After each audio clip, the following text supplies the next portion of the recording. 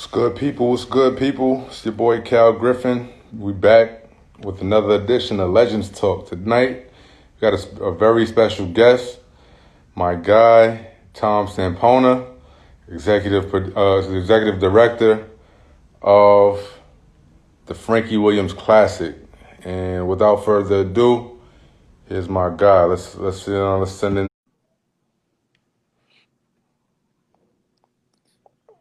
It's good though, man.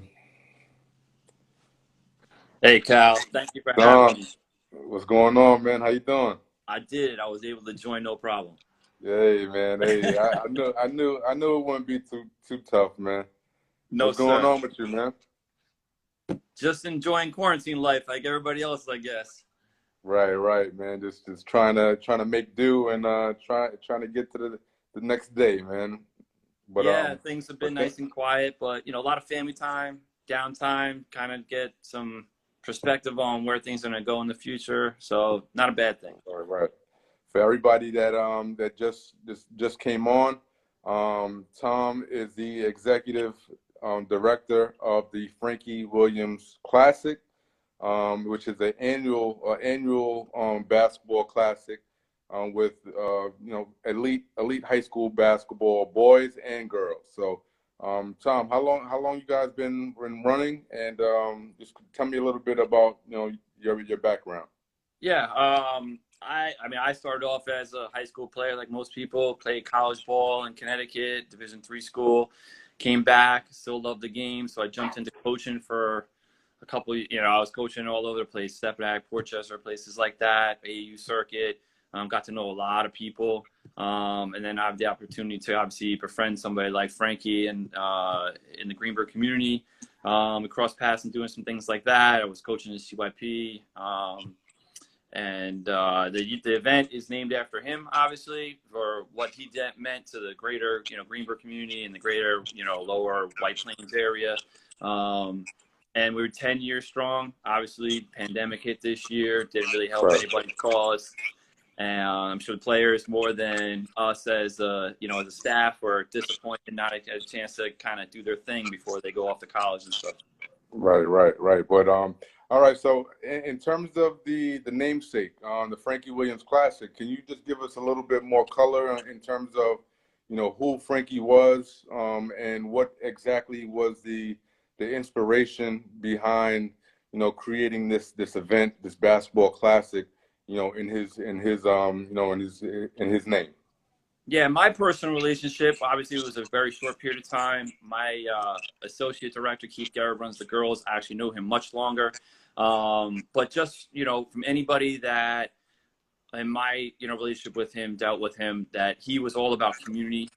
And he wanted to bring all these kids in, younger to older, to have the opportunity to develop, to go to school, to make the right decisions, have role models around him. So he worked out of Greenberg exclusively, but he brought guys like John Wallace in. There's guys back in the day, Otis Hill, these guys that were, all from Pleasantville, White Plains connected, Mount Vernon guys. They would all come to the center and play. He would also bring these guys to play elsewhere before, people were going down to Dykeman, things like that. So his community importance was huge. And when he left us, obviously, me only knowing him for a short period of time, was a huge void. And we wanted to kind of like continue what he meant in regards to the kids kind of looking up. They called him Dank, things like that. And he was always around, the barbecues and things, any community thing related. So we wanted to have the best players we could find in year one, just to come, put on a show, show the young kids that, listen, what he stood for is what is going to continue on. You can do it the right way, listen to the right people, and you can chase your dreams the right way, and you can accomplish anything you want. No, definitely, man. That's definitely well respected that you guys been living his kind of dream and continuing his legacy.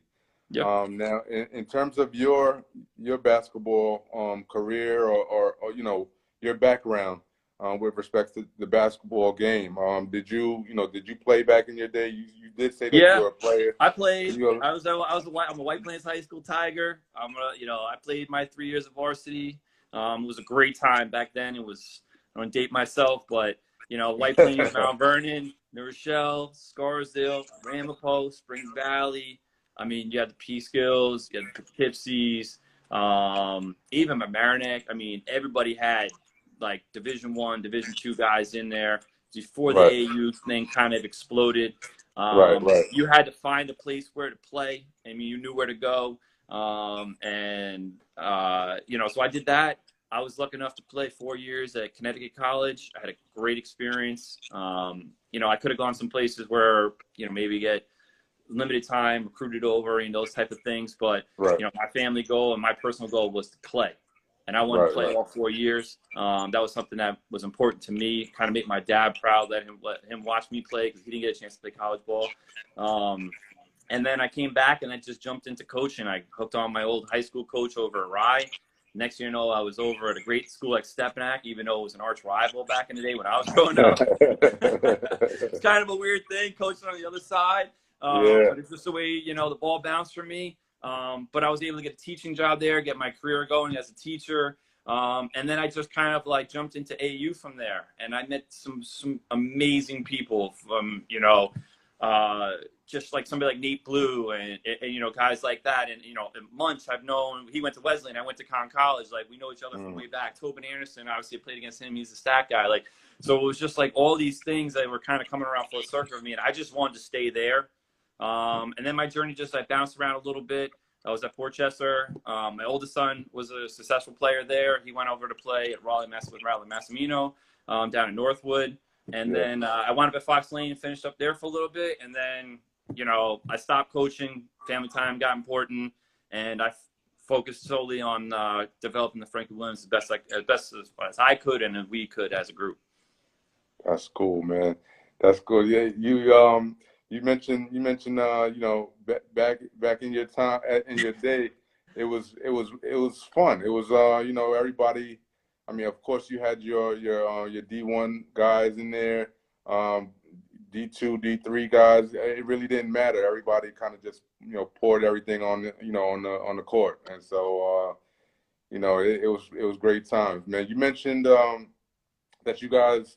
Oh, shout out to BG. Shout out to my guy Rose. Oh, that's my Millbank guy right there, BG. I coached him at WCC. Yeah. Oh man. See? Hey. Told you I bounced around a little bit. Full circle, man. The players. You never know who you're gonna meet and who you're gonna cross paths with. And it's only right to treat everybody with respect and just kind of the same respect that you would want from somebody is the same respect that you give out. So, it's definitely good to see you guys that you've coached that now they're coaching and they're doing their thing and they're motivating others. So it's a trickle down effect. It's an amazing experience to see guys like that. I mean, Brian was a guy that always had he was a player that you could just anything you want, coach. Like, I'll run through the wall for you, coach. He listened. Basketball IQ was off the charts. He just did his thing. He worked as hard as he could. Those times, obviously when you get JUCO experience, you're dealing with kids that maybe have a struggling academics, but they just want to play. They have the same dreams as everybody else. Right. And it's really nice. Part of the Frankie Williams, what makes it unique is, you do your best to obviously support those who are ever involved in any capacity, play, media, fan, whatever. I just do my best to try to make sure I can see them play, but you see them turning around and doing great things in the community, like somebody like Brian is doing. Any of our players that, ex-players that are still playing pro ball, playing Europe, still trying to live the dream and, and do it.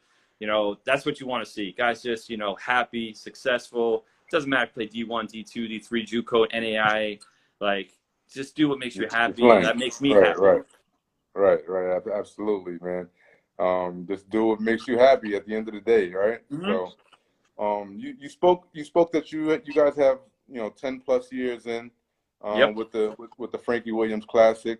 What's the secret, man? What's the secret sauce to the longevity that you guys been able to have in this arena? I don't think there's a secret. I mean, honestly, I think if there's any type of secret, it's a twofold thing, I guess. One, we always made it about the players.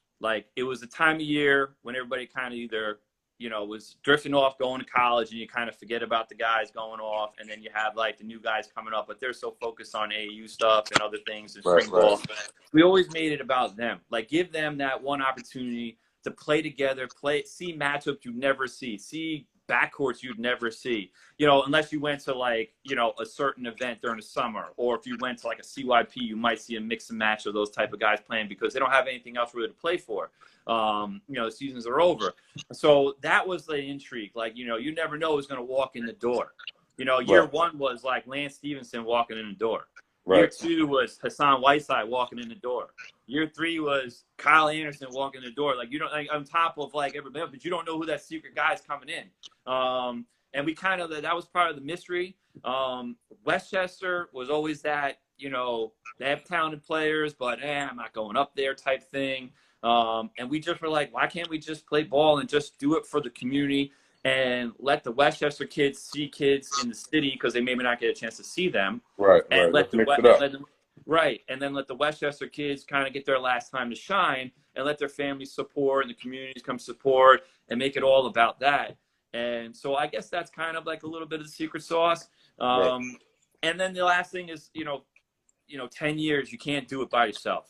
You got to have great people around you from day one to all the way now. You have to have that. As you grow every single year, you want to have that growth mindset. How do we change it up? How do we kind of get better? How do we keep it live? And we're not a sponsored event. We just do it out of the love and the kindness of our heart, and we want to do it for the community. So I think people appreciate that, we don't just sit back and just hang out and let the players play, and we got a big sponsorship and we just like throw a bunch of, stuff up there. We hustle the whole time, and we want everybody to know it's like, it's from our heart. It's for them. We don't get anything out of it. Our satisfaction is that everybody walks around like, man, I can't wait till next year. Like, oh my God, I got Isaiah Whitehead sneakers. I got his shorts. Like, when you see a kid like that walking out, it's amazing to see that. Like, it's a totally different thing when you see it. You get to see it in the NBA a little bit. When you see a high school kid giving an 8-year-old kid his jersey, and then like 2 years later, like somebody has Cole Anthony's jersey right now. Now he's going to be in the NBA. Like, when you have that experience and you see that, like, it's an amazing thing. And you see guys like Alan Griffin signing autographs. Like, it just makes you feel good, and it makes them feel good because they're important. They're the most important part. Especially when you see these guys, come up from, young kids, and they kind of grow with the program. And, that's great. That's awesome, man. Tom, from a high level, Soul Pack, man. Soul Pack is in the building. I definitely have to salute Soul Pack. They're our sponsor here for Legends Talk.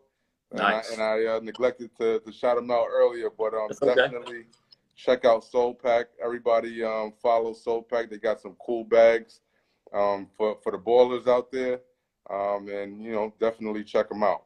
But I'm kind of moving forward in terms of from a high level, Tom. You being the executive director of this brand now, the Frankie Williams Classic.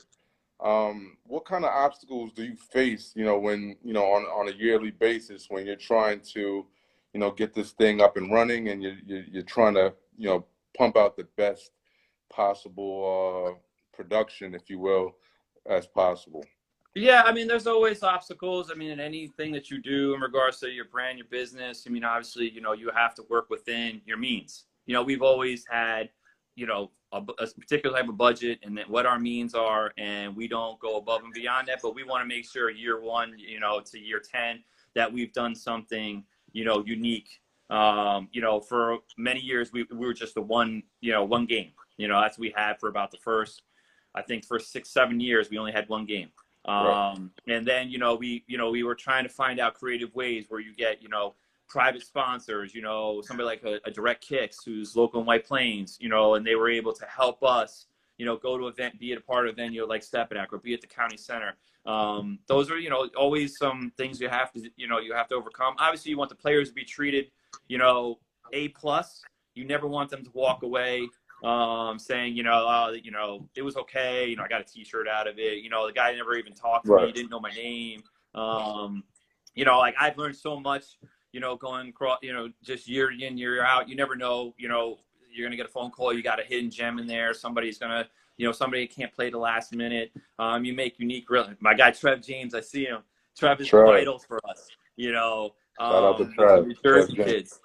Yes. Northeast So those basketball. are little things that we have to worry about. But we try not to overanalyze them. We try to keep it very simple, very humble. Remember that, like, let's treat the product, the players right, because the product is on the floor. They are the event. They are Frankie. Like, we're behind the scenes, doing what we need to do. But, when you can add a girls' game, and you can add another regional game, and then you can add the three-point contest and a dunk contest and make it unique, you can do those things, and, people look around and be like, listen, like, you're seeing the whole package, and it's only about community and charity. It's nothing about, a corporate brand or anybody's additional platform. We always make sure we give love to anybody that supports us, anybody like yourself, anybody that privately donates to help our cause. So, there are expenses that come. But those are the things that we try to keep things simple. Right. Now, you guys definitely do support since day one of me reaching out. You guys been, kind of welcome me with open arms. So definitely, Frankie Williams, I hold you guys close, to me in terms of, supporting one another. So definitely salute to what you have going on. Now, you spoke highly about the players being the people that are actually promoting the brand, right? Mm-hmm. Who are some of the more notable players that you can remember, girls or boys? I know that you guys always have some, like you said, some hidden gems, some elite players in there, some guys that have made it to the NBA, some guys that played collegiately. Can you just kind of name drop a few just to show the people that we aren't playing games here? Oh, no. Listen, I'm gonna do the girls first because it's no disrespect to them, because the girls, I have to say, I'm a fan. Listen, I'm a basketball guy, but like basketball, being a guy, you just live, breathe NBA, that's just the way you are. But like when you get a greater perspective, and I thank my associate director, obviously, with his daughter, bringing that whole aspect to it, right. You just get a completely greater sense of like respect with how they play the game, the fundamental side, all these different things. In the first year we started, we had some phenomenal coaches. We had Pat Buckley's over at Avertis Magnus and Chrissy Dean, these great coaches that are just, figures. And then you get girls like, Karina Guerra, who's a division, went to Sacred Heart, Chanel a little bit went to Providence, Selena Pelosi went to Seton Hall. Like, that's where we started. Those are some of the girls. Maya Klein went to Providence. These are just girls that off the top of my head. You graduate to year two, and you got Dan Rickey and Joanne Pinnock, who are, legends in their own right. What they've done, what Dan's done at Ossing and stuff like that. Right. And you have, Khadijah Bailey went to St. John's, and, Lauren Hansen went to Auburn, and Maddie Segrist at Villanova. That's year two. And then we have, you get Bria Hartley, who was with the Liberty at that point. She's a part of it. Just that whole thing. And then obviously year three was in the county center. And that game was like phenomenal. You're talking about you were there, two McDonald's All-Americans. You got Aubrey, you got Celeste. You got K-Sat, you got Kateri Poole. K-Sat hit the three at the end. You got 3-point winners. Lauren Hansen went to Auburn the first time, and now I think she must have hit like 15 in a row. It was just on fire. And you get an overtime, game. That whole aspect with the girls. You probably got at least. I'm going to be biased, but I'm going to say there's probably at least 8 girls at least minimum 8 that can make it to the WNBA. Because of where they're at in their careers and how they play and the way the WNBA is structured and things like that. And obviously we're biased a little bit toward Aubrey just because she's a local. And she was part of our brackets that we did this year. That was kind of fun, and she actually won it. So that was a cool thing. And then the boys side, the boys side is unique. You're talking about 300 plus players in 10 years. I think we counted 320 or so. We started with Kemba Walker, Sean Kilpatrick, Russ Smith, Tobias Harris. Kevin Jones, Tony Taylor. You mentioned Lance Stevenson. Oh, yeah, Lance Stevenson played 2 times. Sean Kilpatrick played 2 times. Obviously, Sean Kilpatrick was our guy. We kind of built it on him because he's a White Plains local. he was Donald's he was an All-American in Cincy, went to play at the Nets, and then he's playing overseas now. Obviously, Lance is Lance. The funny story about Lance is, he got stuck in traffic, and he still had 25 in the second half. Jeez. It's one of those things. He showed up at halftime. He did his thing. Jersey. That's for the barbershop talks, man. Exactly, and that goes back to proving, like we talked off line with your ball star stuff like that. The proof is that he had 25 in the second half. That's for sure. Right. And we've had some unique situations with the boys. I mean, obviously, the NBA, is our event doesn't represent like anything of what those guys have accomplished. So we're just blessed to have them. They're part of our family. What they've accomplished in their high school, college, and what they've gone on to do is solely on how hard they've worked and the people that have supported them. And it's our job, obviously, to support them and call them alumni. But, I mean, you're looking at the Kemba Walkers, the Kyle Andersons, Isaiah Briscoes, Shamari Pons. I mean, you look at the newest guys you're talking about, Ty Jerome, Naz Reid, Jalen LeCue, Mo Bamba, Amari Smellman.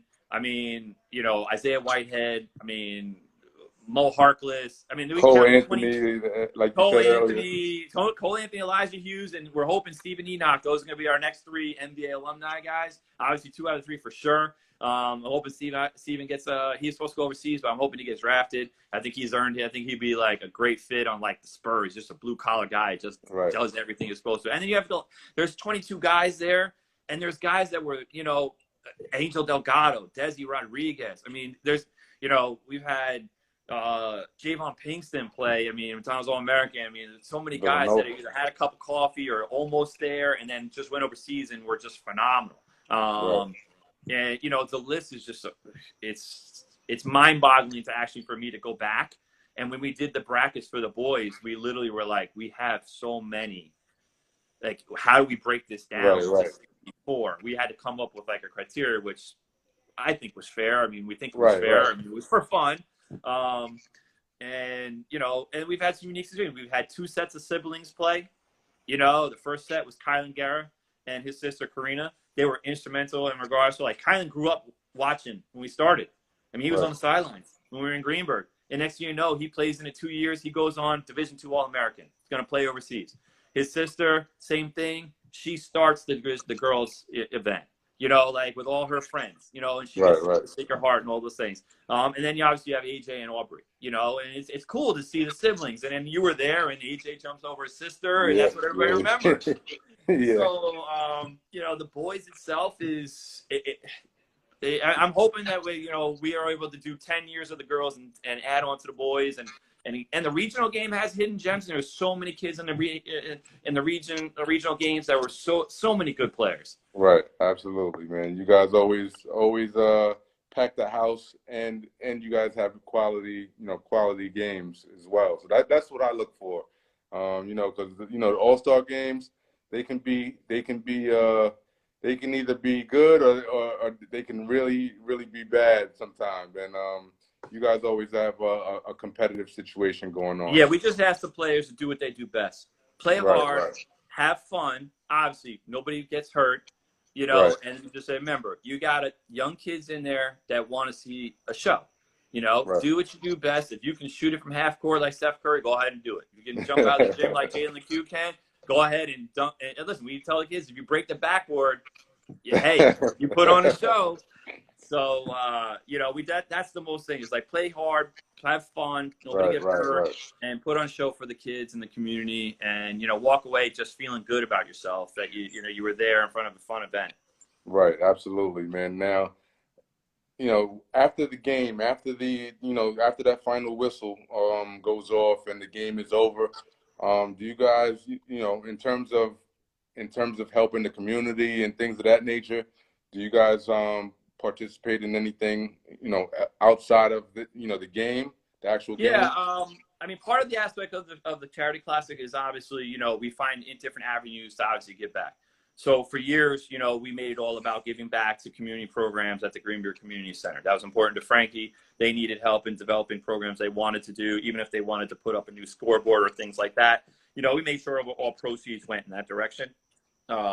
you know, and as we grew, you know, we found different avenues, either Jimmy V or American Cancer Society. One year we did the Kidneys Association. You know, so we try to make sure that we're giving back in those ways. And then obviously, if we can, we try to make sure we're out visible at any type of functions that may or may not be going. I mean, you know, sometimes we get invited to community things that are going on in the community center. We might be getting something else that's in Westchester. If somebody else is doing a great event, you know, I know, like, you know, our associate director, Keith, he's very good friends with Eddie Lau, who does something for Down syndrome. We make sure we're there to support him because he supports us. So we make sure we're out as much as we can. And then we like to, obviously, if somebody has a great event going on, and like Joe Cruz has a Hoops in the Sun, something like that, we make sure we're visible, you know, as much as we possibly can, you know, post event. But we do need a break too. Yeah, absolutely, man. Now that's great, man. I think it's very important that, you know, it's not only the game, the actual game, but also the follow-up. And I think that the follow-up is as important as the initial, you know, the initial effort. You know, I think that's very important. Now, how important, you know, is the concept of team to you, you know, personally, Tom?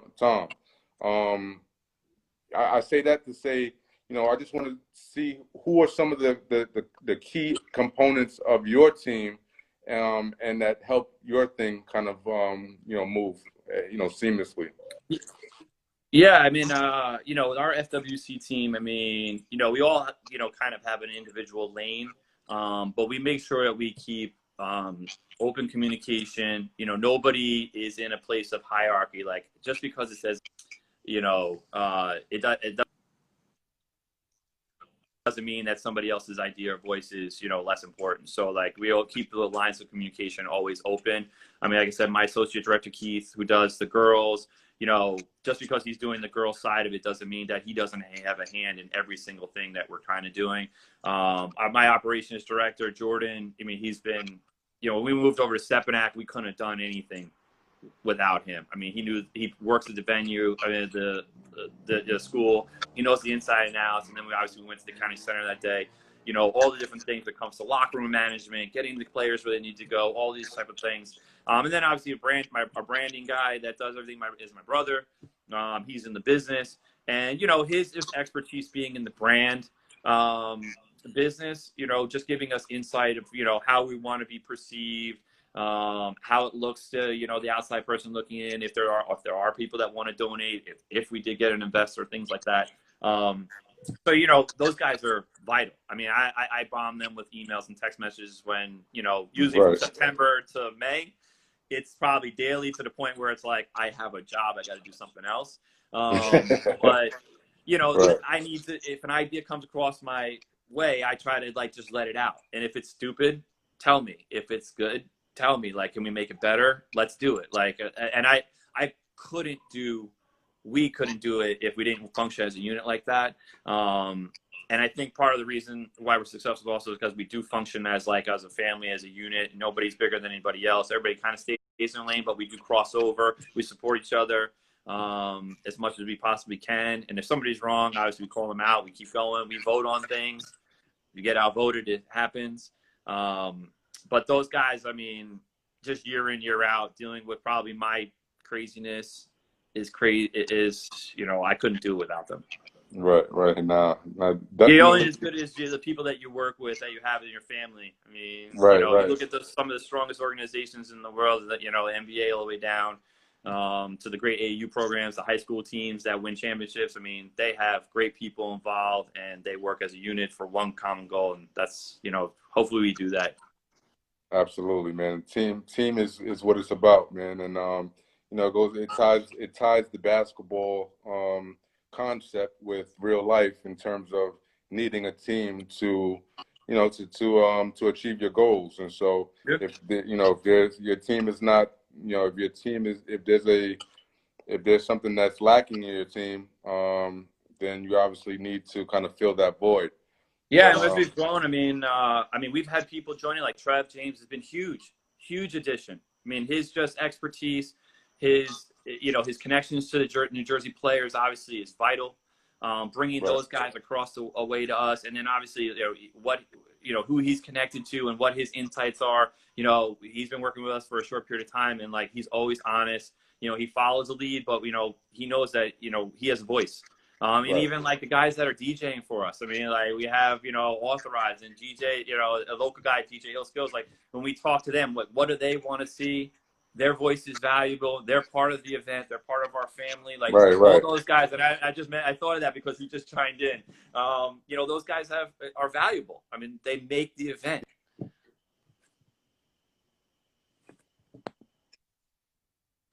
In the game.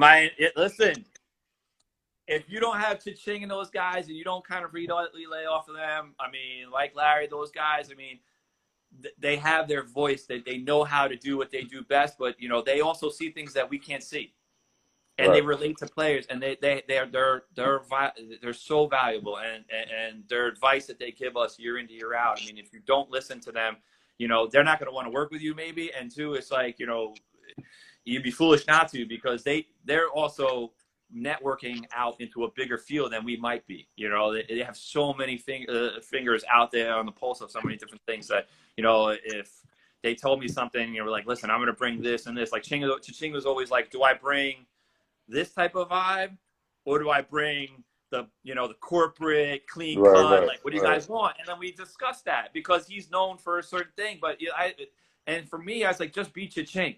Yeah. And Yeah. you Yeah. feel the event, and you walk in how you feel. Like, I wouldn't mind if he came in as Hulk Hogan, but if he feels like, I want to come in the Nike jumpsuit because I just feel it's that type of vibe, then that's how he is. And his voice is bigger. It's huge. It's awesome. Absolutely, man. Those are great guys, and like you said, man, they are definitely moving the needle on this culture, day in and day out. You guys, Tom, you mentioned that you guys originally started in you mentioned Greenberg, correct? Yes. Yep. All right, and then you guys moved from Greenberg. You guys moved into Stepanak. Yes. Was that the second step? All right. So now, after Stepanak, you guys, for the first year, you guys went in the Westchester County Center, which is an awesome facility in terms of that's where the Westchester Knicks play and or practice or play. It's just a great looking facility. And in terms of the I guess the feel for what you're trying to accomplish at the end of your event, do you feel that having it in a smaller venue, now that you've already done the Westchester County Center, do you feel like, all right, maybe we should have kept it at the smaller venue, or are you kind of embracing the larger venue and kind of want to establish that one as your new home?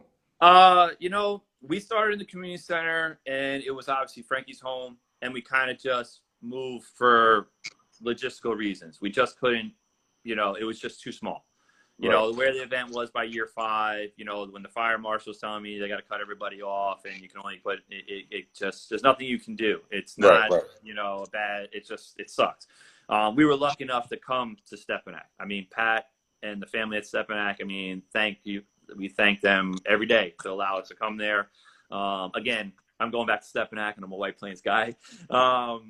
But that venue was awesome. I mean, it was great. It allowed us to take, the initial steps to grow, get the girls game going, get the boys regional game in there. And we just felt like with year 10, it's a special year. How many times can you get it to year 10 in an event?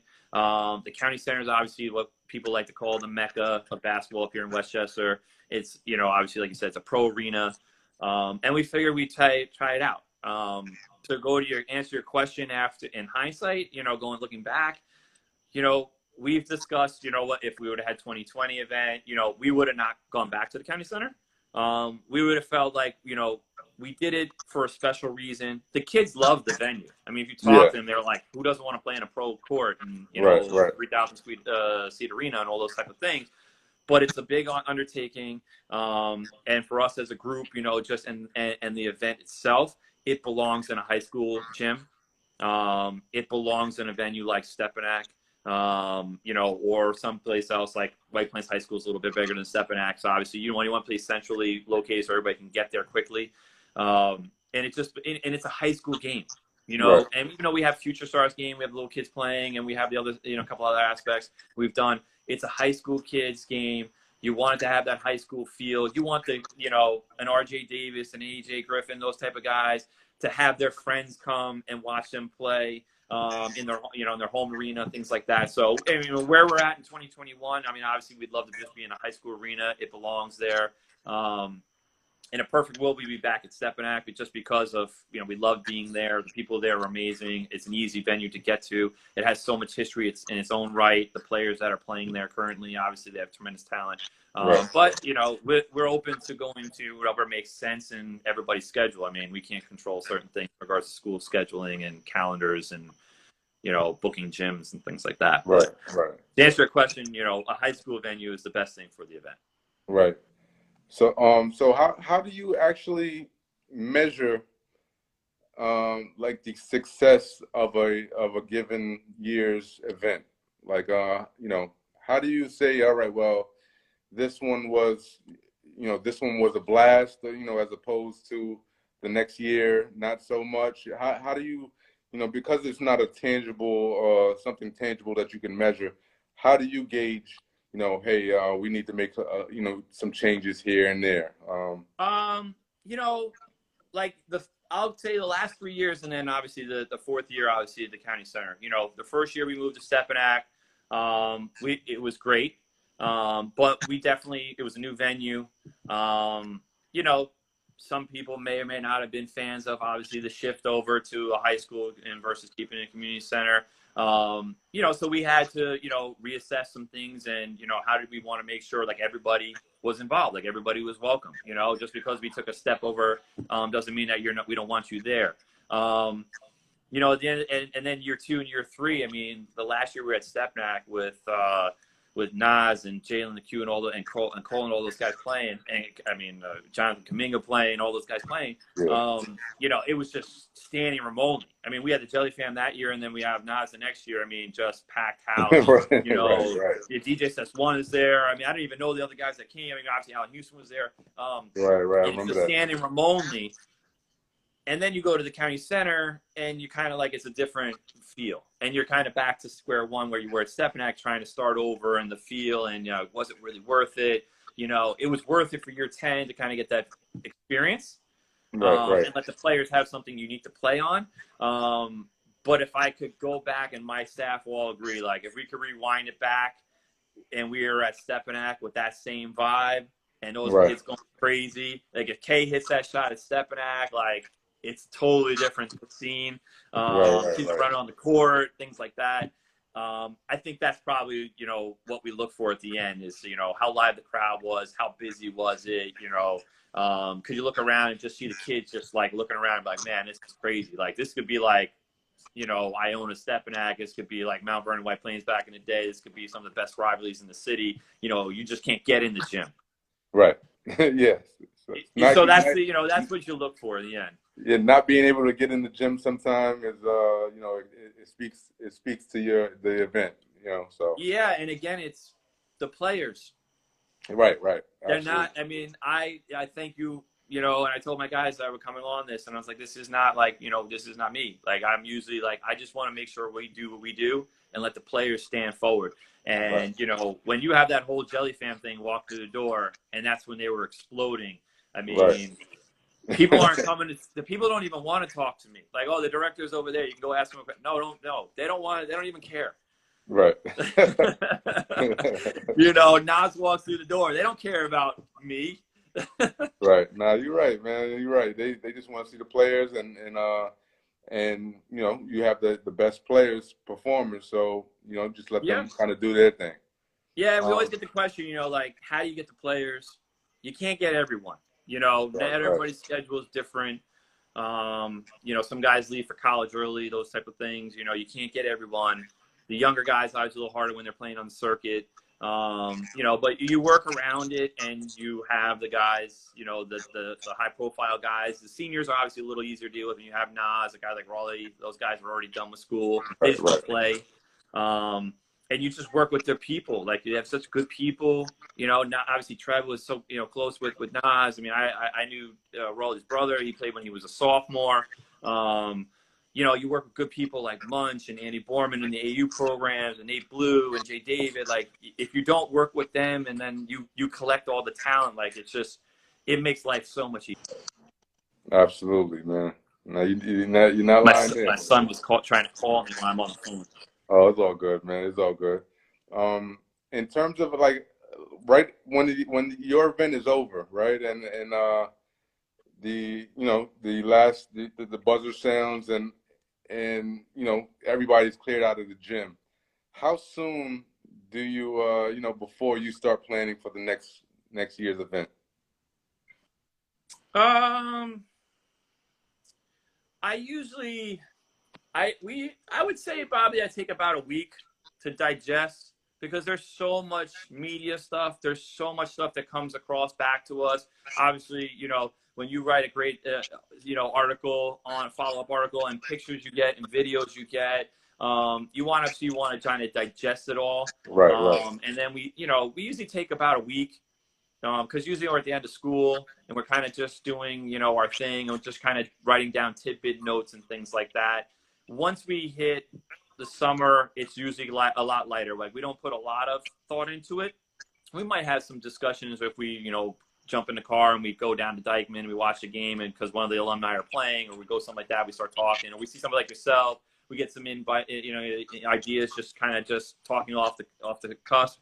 But I would say September is when we really kind of like ramp it up. Right. And we start September and we go all the way through to probably May. And then, you know, obviously depending on what date we secure. So I would say I need a week fully to recover from it all. My guys do too. They need to digest it and kind of step back from it. And obviously, you know, it does take some time away from family when you're focused on it. So you want to obviously get back to, you know, your normal life.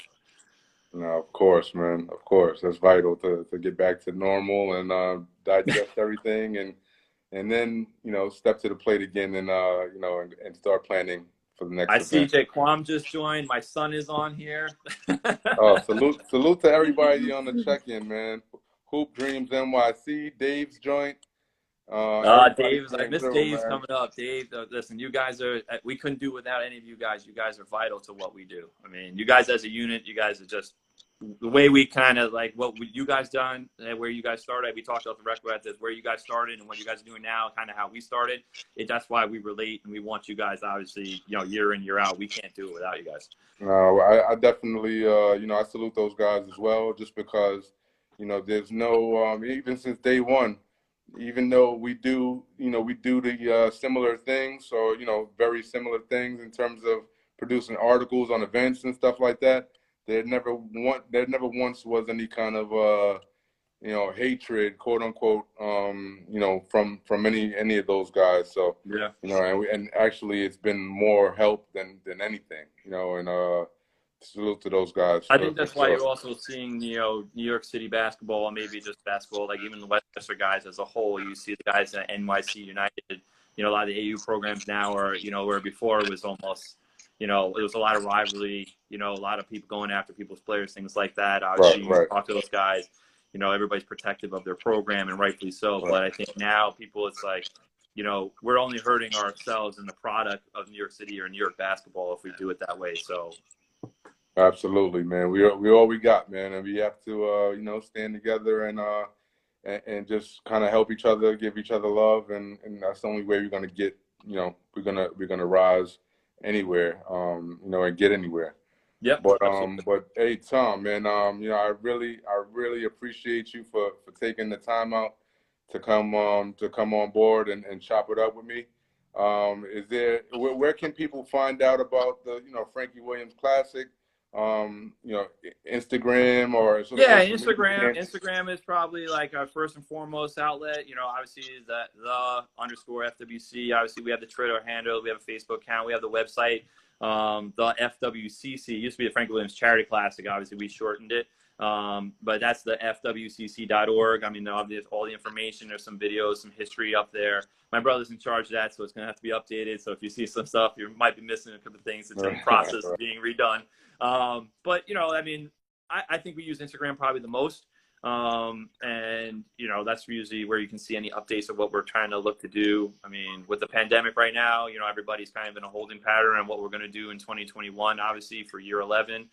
It remains to be seen. I mean, we'd love to just keep going along and, you know, making everybody happy and, you know, doing our thing and keeping the community happy and working with guys like yourself.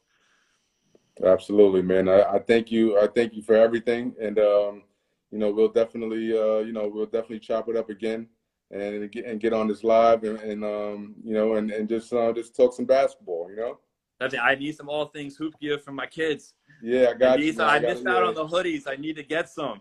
All right, yeah, I got you, man. I'm about to put out a bunch of stuff, so I'll definitely, you know, definitely send it your way. But and I see you know, Soul Pack right there. I'm gonna check that out myself. Like I said, my youngest is a hoop fanatic. My older guy, you listen. I'll call you. I'll send you some stuff, man. For Okay. sure. But definitely, man. Thank you for your support. Thank you for, you know, for everything you've done for the game, and we look forward to, you know, to the next Frankie Williams Classic next year, man. I appreciate it, man. It was an honor to be on with you, and you know, listen, anything I can do to support what you're doing, please just let me know. Likewise, sir. Thank you, man. Thank you. Be well. Be safe. All right. How do I do this? The Frankie Williams Classic, ladies and gentlemen.